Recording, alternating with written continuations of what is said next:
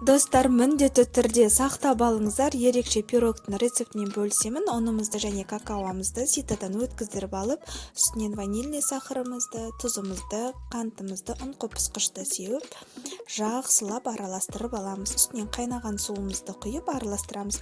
Ешқандай айранның да, жұмыртқаның да ештеңенің қажеті жоқ. Келесіде сұйық майымызды қосып, комочка болмас үшін жақсылап бір тегіс масса болғанша араластырып аламыз. Қоюлығы сметана тәрізді болу керек. 180 градуста 30-35 минут пісіріп, үстіне ыстық сүтімізді құямыз. Ол суығанша шоколадный ганашқа кірісеміз. Ол үшін какаоымызды, сахарный пудрамызды араластырып, үстінен мұзды суымызды құйып, тағы да араластырып аламыз. Үстінен бір қасық крахмалды қосамыз. Менде картофельный крахмал, кукурузный крахмал қоссаңыздар да болады. Оны ыстық отқа қойып, қоюланғанша қозғап отырып дайындап аламыз. Дайын болған ганашты ыстық күйінде пирогымызға жағамыз. Бұл глянцевый ганаш деп аталады. Және жан жағына кокосовый стружка қоссаңыздар болады.